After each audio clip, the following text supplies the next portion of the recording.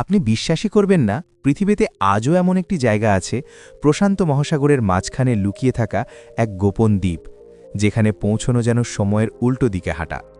এটি পৃথিবীর সবচেয়ে বিচ্ছিন্ন মানববসতিগুলির একটি, এতটাই দূরে যে এখানে কোনো বিমান নামতে পারে না, ক্রুজ জাহাজ আসতে পারে না, এমনকি গুগল ম্যাপেও এই দ্বীপটিকে ঠিকভাবে ধরা যায় না। অথচ এই দ্বীপেই আজও বাস করে প্রায় 50 জন মানুষ। এটাই পিটকেয়ার আইল্যান্ড, অন্তহীন নীল সমুদ্রের মাঝখানে মাথা তুলে দাঁড়িয়ে থাকা এক আগ্নেয়গিরির শিলা, সময়ের স্পর্শে প্রায় অপরিবর্তিত, রহস্যে ঘেরা, আর পৃথিবীর বেশিরভাগ মানুষের কাছেই প্রায় অজানা। কিন্তু প্রশ্ন হলো, এই দ্বীপটি তৈরি হলো কিভাবে? সভ্যতা থেকে এত দূরে থেকেও এই 50 জন মানুষ আজও কিভাবে বেঁচে আছে?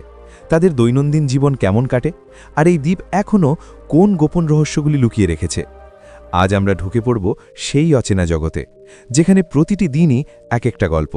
তাই ভিডিওটি সম্পূর্ণ দেখার অনুরোধ রইল। আর নতুন বন্ধুরা অবশ্যই পাশে থাকা সাবস্ক্রাইব লেখাটি প্রেস করে বেল আইকনের অল অপশন সিলেক্ট করুন। নিকটতম বিমানবন্দরে পৌঁছতেই আপনাকে পাড়ি দিতে হয় হাজার হাজার কিলোমিটার, তাহিতি কিংবা নিউজিল্যান্ড পর্যন্ত। সেখান থেকে শুরু হয় আসল পরীক্ষা। একটি ধীর গতির সরবরাহ জাহাজে উঠতে হয়, যা দিনের পর দিন প্রশান্ত মহাসাগরের বুক চিরে এগিয়ে যায়। চারিদিকে বিশাল ঢেউ, হঠাৎ ঝড়, আর চোখ যতদূর যায় শুধুই জল। কোনো উদ্ধারকারী নৌকা নেই, আশেপাশে কোনো দ্বীপও দেখা যায় না। মনে হয় যেন সভ্যতা বহু আগেই পেছনে পড়ে গেছে। ঠিক তখনই সেই শূন্যতার মাঝখান থেকে হঠাৎ জেগে ওঠে এক খাঁজ কাটা সবুজ পাহাড়, সমুদ্র থেকে উঠে আসা পাথরের দেওয়ালের মতো খাড়া পাহাড়, মানুষের স্পর্শ না পাওয়া ঘন বন, আর এত স্বচ্ছ জল যে নৌকার নিচে সমুদ্রের তল পর্যন্ত দেখা যায়। কাছে এগোতেই দ্বীপটায় মনে হয় পৃথিবী বুঝি এই জায়গাটার কথা এতদিন ভুলেই গিয়েছিল। বেশিরভাগ পর্যটক কখনোই এখানে পৌঁছতে পারে না। এখানে কোনো রিসোর্ট নেই, কোনো ট্যুর গাইডও নেই, এমনকি ঠিকঠাক কোনো জেটিও নেই। দ্বীপের বাসিন্দারাই ছোট ছোট নৌকায় করে প্রচণ্ড ঢেউয়ের সঙ্গে লড়াই করে আপনাকে তীরে পৌঁছে দেবে। দ্বীপে পা রাখছে মুহূর্তেই একটা বিষয় পরিষ্কার হয়ে যাবে, আপনি আর আধুনিক দুনিয়াতে নেই। পিটকে দ্বীপে মোটামুটি 50 জন মানুষ বাস করে। পুরো দ্বীপে মাত্র 50 জন। 50টি পরিবার নয়, 50টি জীবন মাত্র। এমন একটি ছোট্ট জনসংখ্যা যেখানে সবাই সবার নাম জানে, গল্প জানে, অতীত জানে। এখানে কোনো সুপারমার্কেট নেই, নেই কোনো হাসপাতাল, এমনকি নেই কোনো পুলিশ স্টেশন। আছে মাত্র একটি স্কুল, একটি চার্চ, একটি ক্ষুদ্র পোস্ট অফিস আর একটি জেনারেল স্টোর, যা সপ্তাহে মাত্র 2 দিন খোলা হয়, তাও যদি তখন সরবরাহ শেষ না হয়ে যায়। তাহলে প্রশ্ন হলো, এত দূরবর্তী প্রায় বিচ্ছিন্ন এই দ্বীপে মাত্র 50 জন মানুষ কিভাবে টিকে আছে? আর এর উত্তর লুকিয়ে আছে আত্মনির্ভরতার মধ্যেই। পিটক্যান দ্বীপের বেশিরভাগ পরিবারই নিজেদের খাবার নিজেরাই ফলায়। উর্বর মাটিতে সহজেই জন্মায় কলা, পেঁপে, ব্রেডফ্রুট, কচু আর মিষ্টি আলু। দ্বীপ জুড়ে মুক্তভাবে ঘুরে বেড়ায় মুরগি, সেখান থেকেই মেলে ডিম। সন্ধ্যা নামলেই পুরুষরা পাহাড়ের খাঁড়া কিনারায় গিয়ে গভীর নীল জলে মাছ ধরার ছিপ ফেলেন। তাজা টুনা আর ওয়াহু মাছই তাদের প্রধান প্রোটিনের উৎস। এই দ্বীপে কিন্তু কোনো প্রাকৃতিক মিঠে জলের উৎস নেই, না নদী না হ্রদ।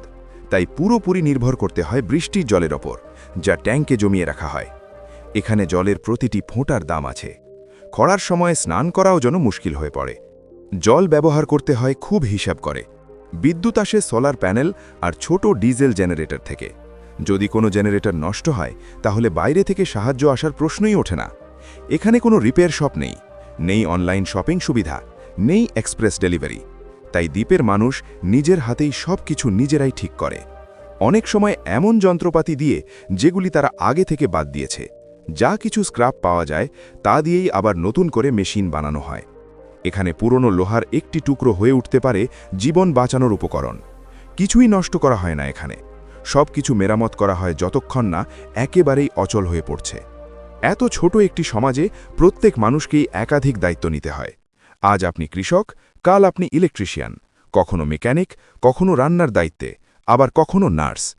পিটক্যানে বেঁচে থাকা মানে একা নয়, এটা পুরোপুরি একটি সম্মিলিত প্রচেষ্টা। এখানে সবাই সবার উপর নির্ভরশীল। এখানকার যোগাযোগ ব্যবস্থা আধুনিক দুনিয়ার মানুষকে সম্পূর্ণ অবাক করে দেয়। এখানে কোনো মোবাইল নেটওয়ার্ক নেই, সেল সার্ভিস নেই। আছে শুধু একটি ধীর গতির ব্যয়বহুল স্যাটেলাইট ইন্টারনেট, যেটা খারাপ আবহাওয়ায় প্রায় কাজ করা বন্ধ করে দেয়। একটি ইমেল লোড হতেও মিনিটের পর মিনিট লেগে যেতে পারে।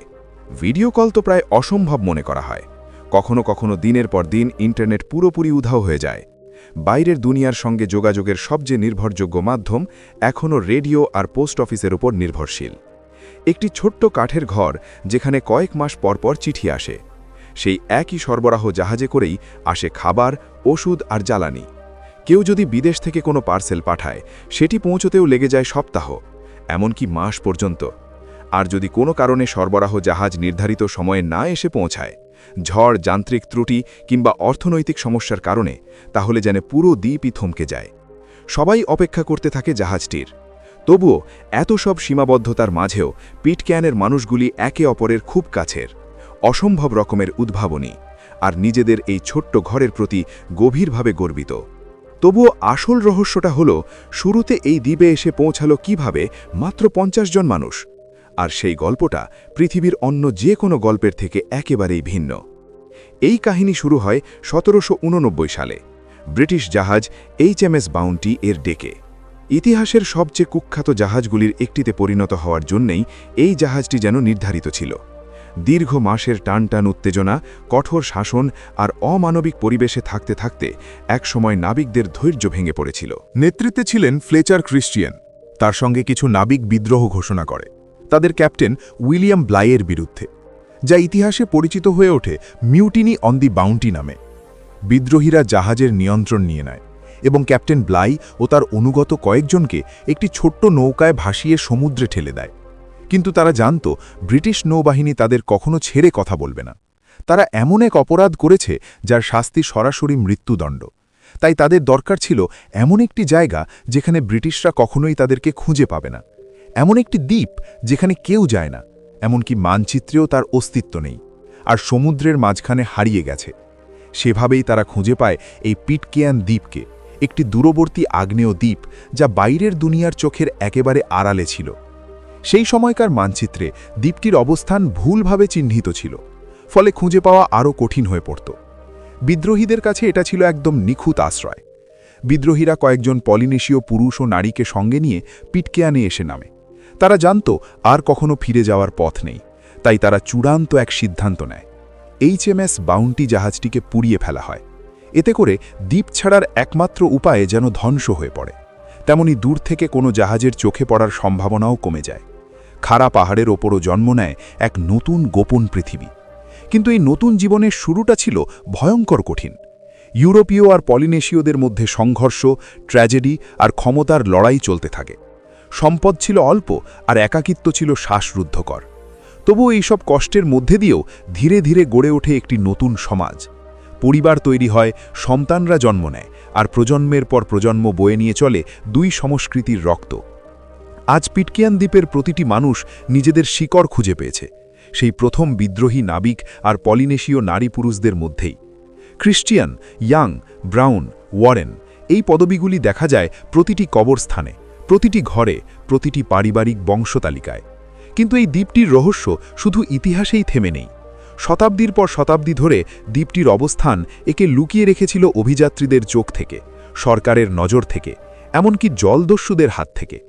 প্রশান্ত মহাসাগরের বুকে অসংখ্য জাহাজ বছরের পর বছর চলাচল করলেও তাদের বেশিরভাগই বুঝতেই পারেনি এই একা আগ্নেয় পাথরের ওপর গড়ে উঠেছে একটি সম্পূর্ণ মানব সমাজ। পিটকেয়ান দ্বীপ নিজেই যেন এক রহস্যে ভরা এক জীবন্ত বই, যার অনেক পাতা এখনও খোলা বাকি। দ্বীপের খাড়া পাহাড় আর গুহার ভেতরে খোদাই করা আছে প্রাচীন পলিনেশীয় চিহ্ন, প্রতীক, অদ্ভুত আকৃতি আর আঁকিবুকি, যেগুলির অর্থ আজও পুরোপুরি জানা যায়নি। কিছু গুহার গভীরে ভূগর্ভস্থ কক্ষ, যেখানে একসময় প্রাচীন আগন্তুকরা ধর্মীয় আচার করত বা দেবতার উদ্দেশ্যে কিছু উৎসর্গ রেখে যেত। প্রত্নতাত্ত্বিকদের ধারণা এই চিহ্নগুলির বয়স পিটকেয়ানের বর্তমান সমাজের থেকে কয়েক শতাব্দী বেশি, অর্থাৎ বিদ্রোহী নাবিকদের অনেক আগেই এখানে এসেছিল প্রাচীন নাবিকেরা। কিন্তু এখনও বহু গুহা অনাবৃষ্কিত, কখনো খুব বিপজ্জনক, কখনো খুব গভীর, আবার কখনো এতটাই রহস্যময় যে সেখানে নামার কেউ সাহস পায় না। দ্বীপের মানুষ আজও গল্প বলে, নিঃশব্দ রাতে সমুদ্রের ওপর হঠাৎ দেখা যায় অদ্ভুত আলো, পাহাড় থেকে ভেসে আসা প্রতিধ্বনি যখন আশেপাশে কেউ নেই, আর শান্ত সমুদ্র থেকেও কোনো সতর্কতা ছাড়াই উঠে আসা বিশাল ঢেউ, যেন সমুদ্রটাই জীবন্ত। এই কিংবদন্তিগুলি 200 বছরেরও বেশি সময় ধরে প্রজন্মের পর প্রজন্মে ফিসফিস করে বয়ে চলেছে। কিন্তু সবচেয়ে বড় রহস্য হয়তো এটি, এই ছোট্ট একটি জনগোষ্ঠী কিভাবে এত দীর্ঘ সময় ধরে পুরো পৃথিবী থেকে বিচ্ছিন্ন থেকেও টিকে ছিল। বেশিরভাগ বসতি হারিয়ে যায়, বেশিরভাগ সমাজ ভেঙে পড়ে, কিন্তু পিটকেন অখণ্ড। 230 বছরেরও বেশি সময় ধরে এই পরিবারগুলি ধরে রেখেছে তাদের পরিচয়, তাদের ঐতিহ্য আর মাটি ও সমুদ্রের সঙ্গে তাদের গভীর বন্ধন। তবুও আজও ভবিষ্যৎটা অনিশ্চিত। দ্বীপে এখন মোটে 50 জন মানুষ বাস করে। জনসংখ্যা ক্রমেই কমছে। পড়াশোনা বা কাজের জন্য তরুণরা নিউজিল্যান্ডে চলে যাচ্ছে, আর অনেকেই আর ফিরে আসতে চায় না। নতুন মানুষ আনতে দ্বীপ কর্তৃপক্ষ বিনামূল্যে জমি আর শান্ত জীবনের প্রস্তাব দিয়েছে, কিন্তু এই গভীর একাকিত্বই বেশিরভাগ মানুষকে ভয় পাইয়ে দেয়। নতুন জনসংখ্যা না এলে একদিন এই সমাজটাই হারিয়ে যাওয়ার ঝুঁকিতে পড়বে। কেউ কেউ আশঙ্কা করে একদিন পিটকেন হয়ে উঠবে ফাঁকা পরিত্যক্ত এক দ্বীপ, যেখানে থাকবে শুধু ভাঙা ঘর, নীরব বন আর বাতাস ও সমুদ্রের শব্দ। তবুও আপাতত যারা রয়েছে তারা ঠিক সেইভাবেই জীবন কাটিয়ে যাচ্ছে, যেমন কাটিয়েছিল তাদের পূর্বপুরুষেরা। অদম্য মানসিকতা, সৃজনশীলতা আর রহস্যময় দ্বীপের সঙ্গে অটুট বন্ধন নিয়ে। প্রতিদিন তারা জেগে ওঠে সমুদ্রের গর্জনে, হাঁটে সেই খারাপ পথ ধরে যা তাদের পিতামহরা পাহাড় কেটে বানিয়েছিল, আর প্রজন্মের পর প্রজন্ম ধরে বাঁচিয়ে রাখা জ্ঞান পরের হাতে তুলে দেয়। এই গল্প আমাদের আধুনিক পৃথিবীকে এক বিরল সত্যের কথা মনে করিয়ে দেয়। এমন একটি জায়গা যেখানে সময় ধীরে চলে, যেখানে প্রযুক্তি সবকিছু দখল করতে পারেনি, যেখানে প্রকৃতি আজও শক্তিশালী, আর যেখানে মাত্র 50টি প্রাণ এমন এক জীবন আঁকড়ে ধরে আছে যা পৃথিবীর প্রায় কেউই কখনো অনুভব করতে পারবে না। পিটকেন শুধু একটি দ্বীপ নয়, এটা একটা গোপন পৃথিবী, মানব ইতিহাসের এক জীবন্ত স্মারক, বেঁচে থাকা রহস্য আর সাহসের ওপর গড়ে ওঠা এক সমাজ। আর আজও আপনি ঢুকে পড়েছিলেন সেই দ্বীপের ভেতরেই, যেখানে আজও মাত্র 50 জন মানুষ বাস করে। এখন আপনার মতামত জানতে চাই, আপনি কি এমন বিচ্ছিন্ন একটি জীবনে থাকতে পারবেন, নাকি এই একাকিত্বই আপনার কাছে সবচেয়ে ভয়ঙ্কর মনে হবে? কমেন্টে আপনার ভাবনা জানাতে পারেন। আজকের এই ভিডিওটি ভালো লাগলে একটি লাইক করতে পারেন, চ্যানেলটি সাবস্ক্রাইব করে রাখতে পারেন। তাহলে দেখা হচ্ছে পরবর্তী নতুন একটি এপিসোডে। ধন্যবাদ।